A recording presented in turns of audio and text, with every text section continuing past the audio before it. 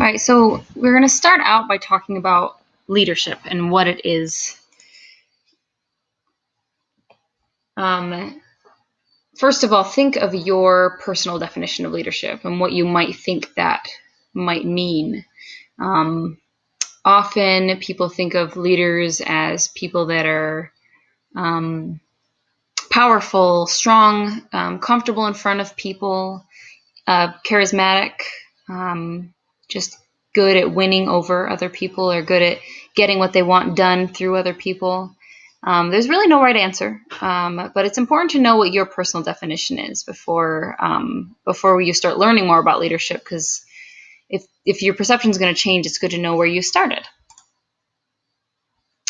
But before we get to other definitions of leadership, first take into consideration interpersonal relationships. Why do we initiate and sustain human relationships?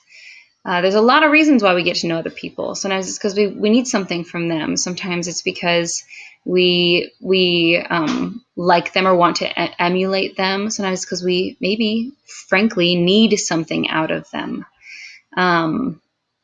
Sometimes those are the reasons, and some of those reasons aren't great, but those are often the reasons or the reasoning why we get to know other people. When you're a leader, you need to think about why you're creating other relationships with people.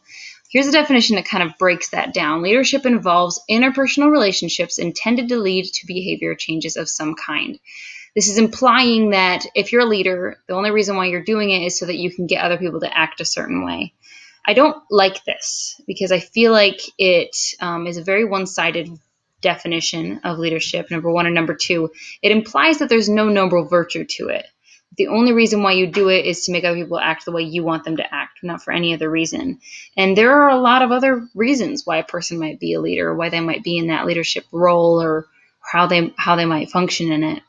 So I feel like it's just very limited, doesn't include enough. But it is important to consider the fact that when you're a leader, half the reason why you're a leader often is because you want other people to act a certain way. Other definitions of leadership, a group process, makes sense. I really like that one just because it is a group thing.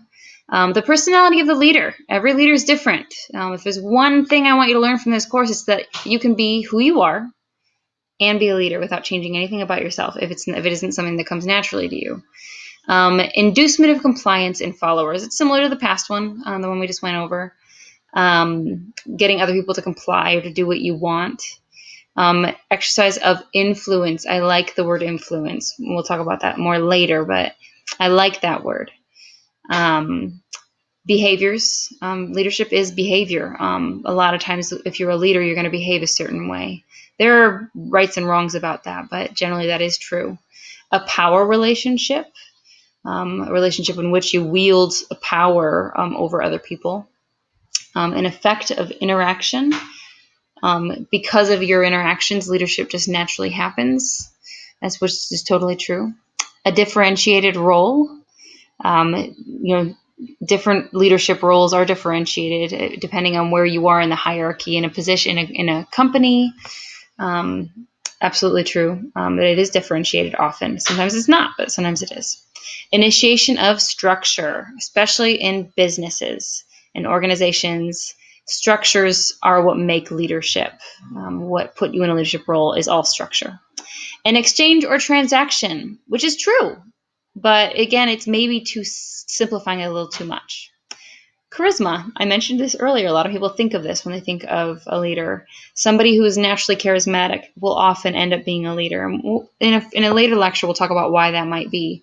But charisma is often something that comes along with a leader. Both art and skill. I like that because it is.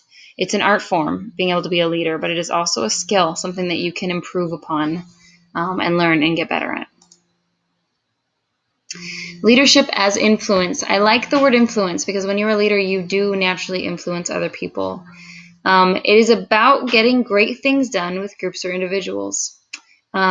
Great things. It's not about getting people to do what you want, but it's about maybe getting the group to get something else done. So when you're leading, because of that, you're influencing them. When you're in a leadership role, you're inevitably going to be able to influence people to do for right or for wrong. But it's also assistance. It's not about you. Like it is about helping other people. It is, yeah, it's both influence and assistance. I'll go back more into that in a minute. The essence of leadership involves inspiring a shared vision, enabling others to act, modeling desired ways of behaving, and recognizing and celebrating the contributions individuals make. I like this definition. It's all encompassing. I like that it talks about inspiring, because that's what you do as a leader, what you should be doing. You should be inspiring people, sharing a vision with them, not just telling them what to do, but help them understand the why behind things. Enabling them, give them an opportunity to stand on their own 2 feet. Don't just always do things for them or never delegate, but enabling them to be able to stand up and maybe become a leader themselves someday. Modeling the right way. When I was in high school, I was a waitress, and the person that trained me, she was really good. She was a good waitress. But it was a steakhouse type place, and there was this vat of French fries, and we would use that to put out with the steaks or whatever. And she would eat the fries, which was against the rules. But she told me, do as I say, not as I do.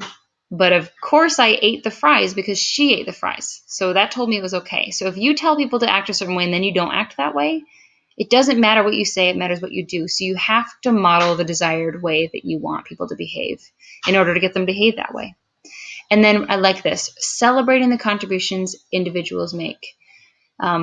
Being excited when other people contribute. Don't be jealous or upset or worried that they're going to or usurp you in any way, but just being happy that each person's contributing and grateful for whatever it is that they contribute, even if it's not as much as you maybe thought you could have gotten. And again, this is an intro, so we're going to delve into a lot of these things throughout the semester, but that's a definition of leadership that I like. It's a dynamic process. And what I mean by dynamic process is that it never stops. It never changes. You're never done being a leader. You're never done with a certain group. It's constantly morphing and changing, and people change and things change, situations change. And so it's dynamic. So you're never done. You always have to be changing, making it better for the people that you're working with. Because you kind of can't change other people. Leadership is all about you. But more importantly, it's not all about you. It's about the people that you're overseeing. It's not about you being in power or being in control. It's about helping other people. You do look inward in order to improve yourself, but most of the time you should be looking outward.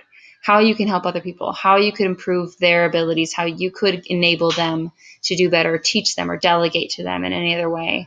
But anyway, to kind of put it short, leadership is all about making the needs and goals of others your main concern. That's what you should be most concerned with.